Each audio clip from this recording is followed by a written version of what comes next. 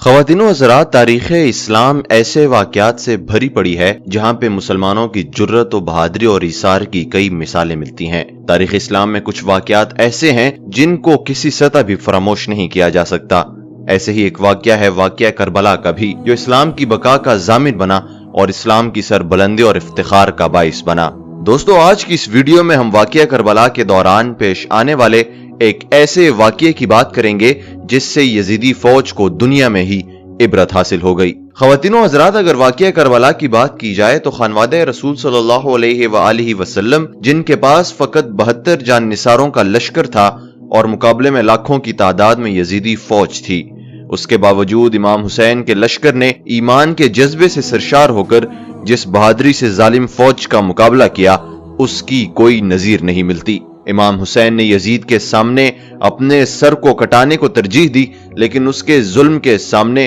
Sir को झुकाया नहीं। और यही सर जब नोके नेजा पे बुलंद हुआ तो दुनिया को यह पैगाम दिया कि अगर ईमान का जज्बा हो तो चाहे लाखों का मजमा भी सामने क्यों ना हो, तुम फकत 72 होके भी गालिब आ सकते हो और हमेशा सुरखरू रहोगे, कभी शिकस्त का सामना नहीं करोगे। दोस्तों, इस वाक़ये पे मजीद बात करने से पहले आपसे यही रिक्वेस्ट है कि अगर आपने हमारे YouTube चैनल को अभी तक सब्सक्राइब नहीं किया तो इसे अभी सब्सक्राइब करके बेल आइकॉन दबा दें, ताकि आप हमारे चैनल से जुड़े रहें और ऐसे ही ईमान अफरोज वाक़यों, किस्सों, खबरों और कहानियों से मुस्तफीद होते रहें और तारीख़ इस्लाम के मुतालिक और मजीद जानने का आपको मौका मिलता रहे। दोस्तों, वाक़या करबला या वाक़या आशूरा सन 61 हिजरी को करबला में पेश आने वाले उस वाक़ये को कहा जाता है जिसमें इमाम हुसैन और आपके असहाब यजीद की तरफ से भेजे गए कूफियों के एक लश्कर के साथ जंग करते हुए शहीद हुए। वाक़या करबला मुसलमानों के लिए एक दिल खराश तरीन और स्याह तरीन वाक़या है। इमाम हुसैन ने 4 माह के करीब मक्का में क़याम फरमाया। इस दौरान कूफियों की तरफ से आपको कूफा आने की दावतनामे इरसाल किए गए और दूसरी तरफ से यजीद के कारिंदे आपको हज के दौरान मक्का में शहीद करने का मंसूबा बना चुके थे। इस बिना पे आपने यजीदी सिपाहियों के हाथों कत्ल के अंदेशे और अहले कूफा के दावतनामों को पेश नजर 8 जिलहिज्जा को कूफा की जानिब सफर इख्तियार किया। कूफा पहुंचने से पहले आप कूफियों की हदशिकनी और मुस्लिम की शहादत से आगाह हो चुके थे, जिन्हें आपने कूफा के हालात का जायजा लेने के लिए कूफा रवाना किया था। तहम आपने अपना सफर जारी रखा और यहाँ तक के हुर इब्न यजीद ने आपका रास्ता रोका तो आप करबला की तरफ चले गए, जहां कूफा के गवर्नर उबैदुल्लाह बिन ज़ियाद की फौज से आमना सामना हुआ। दोस्तों, इस फौज की क़यादत उमर बिन साद कर रहे थे। 10 मुहर्रम रोजे आशूर को दोनों फौजों के दरमियान जंग हुई, जिसमें इमाम हुसैन, आपके भाई अब्बास इब्न अली और शेर खार अली असगर समेत बनी हाशिम के 17 अफराद और 50 से जायद असहाब शहीद हुए। बाज मक्तल निगार शिम्र बिन जिल जोशन को इमाम हुसैन का कातिल करार देते हैं और उमर बिन साद के लश्कर ने अपने घोड़ों की सिमों तले शहीदों के असजाद को पामाल किया। रोजे आशूर असर के वक्त सिपाही यजीद ने इमाम हुसैन के खेमों पर हमला करके इन्हें नजर आतिश भी कर दिया। दोस्तों, लेकिन वाक़या करबला में अज़ाब इलाही बदबख्तों से दूर नहीं रहा, बल्कि खुलकर इन्हें ये निशानियां दिखाई गई थी कि वो आप रसूल सल्लल्लाहु अलैहि वसल्लम के साथ मानदाना रवैया रखने और उन पर जुल्म करने से बाज आ जाएं। लेकिन वो कौम दुनियावी जाहो जश्म के लालच में गुस्ताखियों पे गुस्ताखियां करते रहे और अल्लाह के अजाब को भुलाकर दुनिया ही जाहो जश्म में मसरूफ रहे। दोस्तों, अल्लाह ताला ने अपने बंदों को यह एजाज़े फजीलत अता फरमाया है कि इनके जाती इस्तेमाल की अशिया भी पाक होती हैं और इनमें भी फयूज़ व बरकत शामिल हो जाते हैं कि जब कोई फासिक इनको इस्तेमाल करना चाहता है तो इनमें कराबत पैदा हो जाती है और वो इसको इस्तेमाल नहीं कर पाते। दोस्तों, इमाम इब्न हजर अस्कलानी और इमाम बहकी ने अपनी कुतुब में लिखा है कि शहादत इमाम हुसैन के दिन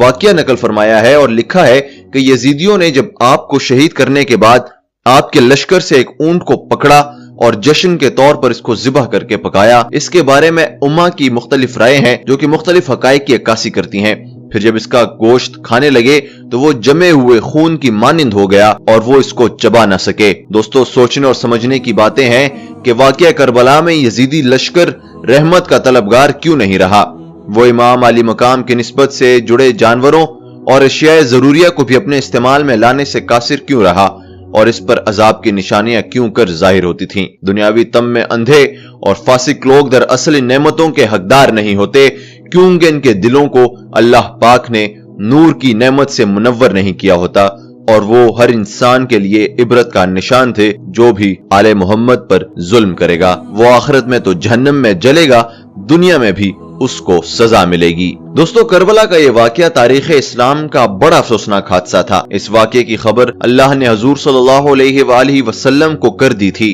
چنانچہ روایات میں آتا ہے کہ حضور صلی اللہ علیہ وآلہ وسلم نے اپنی زوجہ حضرت ام سلمہ رضی اللہ تعالی عنہا کو ایک شیشی میں کچھ مٹی دے کر فرمایا تھا کہ یہ اس جگہ کی مٹی ہے جہاں میرے نواسے کو شہید کیا جائے گا، جب وہ شہید ہوگا تو یہ مٹی خون کی طرح سرخ ہو جائے گی۔ کربلا کے واقعے کے وقت حضرت ام سلمہ زندہ تھیں، اور جس وقت امام حسین شہید ہوئے یہ مٹی خون کی طرح سرخ اور مائع ہو گئی تھی۔ اسلامی تاریخ کو کسی اور واقعے نے اس قدر اور اس طرح متاثر نہیں کیا جیسے سانحہ کربلا نے کیا۔ ان حضور صلی اللہ علیہ وآلہ وسلم اور خلفائے راشدین نے جو اسلامی حکومت قائم کی، اس کی بنیاد انسانی حاکمیت کے بجائے اللہ تعالیٰ کی حاکمیت کے اصول پر رکھی گئی۔ اس نظام کی روح شرعیت میں پنہاں تھی۔ دوستو، اسلامی تعلیمات کا بنیادی مقصد بنی نوع انسان کو شخصی غلامی سے نکال کر خدا پرستی، حریت فکر، انسان دوستی، مساوات اور اخوت و محبت کا درس دینا تھا۔ خلفائے راشدین کے دور تک اسلامی حکومت کی یہ حیثیت برقرار رہی۔ یزید کی حکومت چونکہ ان اصولوں سے ہٹ کر تھی اور ایک شخصی بادشاہت کے تصور پہ قائم کی گئی تھی، لہٰذا جمہور مسلمان اس تبدیلی کو اسلامی نظام شریعت پر ایک کاری ضرب سمجھتے تھے۔ اس لیے امام حسین محض ان اسلامی اصولوں اور قدروں کی بقا و بحالی کے لیے میدان عمل میں اترے۔ رائے حق پر چلنے والوں پر جو کچھ میدان کربلا میں گزری وہ جور جفا، بے رحمی اور استبداد کی بدترین مثال ہے۔ دوستو، نواسہ رسول کو میدان کربلا میں بھوکا پیاسا رکھ کر جس بے دردی سے قتل کر کے ان کے جسم اور سر کی بے حرمتی کی گئی، اخلاقی لحاظ سے بھی تاریخ اسلام میں اولین اور بدترین مثال ہے۔ دوستو، یہاں یہ نقطہ قابل غور ہے کہ جب شخصی اور ذاتی مصالحہ ملی، اخلاقی اور مذہبی مصلحتوں پر حاوی ہو جاتے ہیں تو انسان درندگی کی بدترین مثال بھی پیش کرتے ہیں، اور اس پر قادر بھی ہے، اور ایسی مثالوں سے تو یورپ کی ساری تاریخ بھری پڑی ہے۔ خواتین و حضرات، سانحہ کربلا تاریخ اسلام کا ایک شاندار اور زرعی باب ہے۔ یزید کی نامزدگی اسلام کے نظام شرعیت کی نفی تھی،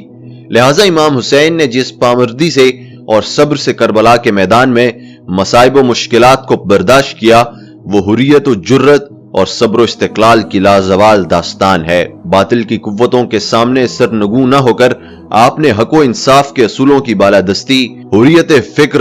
اور خدا کی حاکمیت کا پرچم بلند کر کے اسلامی روایات کی راج رکھ لی۔ دوستو، امام حسین کا یہ ایثار اور قربانی تاریخ اسلام کا ایک ایسا درخشندہ باب ہے جو رہروان منزل شوق و محبت اور حریت پسندوں کے لیے ایک اعلیٰ ترین نمونہ ہے۔ سانحہ کربلا آزادی کے اس جد و جہد کا نقطہ آغاز ہے جو اسلامی اصولوں کی بقا اور احیاء کے لیے تاریخ اسلام میں پہلی بار شروع کی گئی تھی۔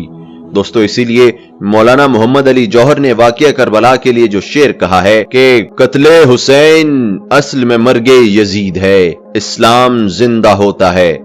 ہر کربلا کے بعد، اسلام زندہ ہوتا ہے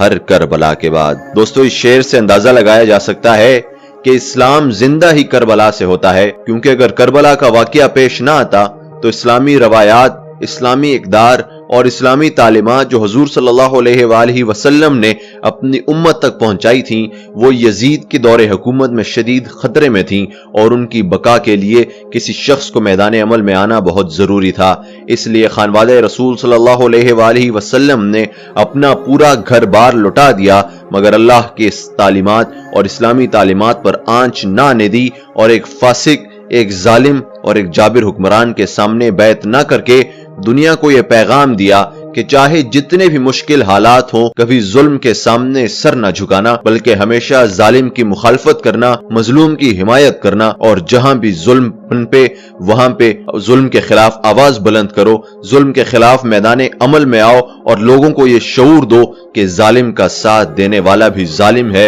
اور مظلوم کا ساتھ دینے والا بھی اللہ کی مہربانی اور اللہ کی رحمت کا حقدار ہے۔ دوستو، امید کرتا ہوں آج کی یہ ویڈیو آپ کو پسند آئی ہوگی اور آپ نے اس ویڈیو سے امام حسین کی بہادری، جان نثاری اور اللہ کی تعلیمات کی حفاظت کے لیے جو ان کا جذبہ تھا اس سے ضرور سبق حاصل کیا ہوگا اور آپ بھی ظالم کے سامنے ڈٹ کر مقابلہ کرنے کا جذبہ رکھتے ہوں گے۔ اگر آپ کو یہ ویڈیو پسند آئی ہے تو اس کو لائک کرنا بالکل نہ بھولیے گا، نیز اپنے تمام دوست احباب کے ساتھ شیئر کیجئے۔ سوشل میڈیا فیس بک، ٹویٹر، واٹس ایپ پہ اس ویڈیو کو زیادہ سے زیادہ شیئر کریں تاکہ امام حسین کی تعلیمات اور ان کی قربانی کا قصہ ہم عام کر سکیں۔ دوستو امید کرتا ہوں کہ آپ کو یہ ویڈیو پسند آئی ہوگی، اس لیے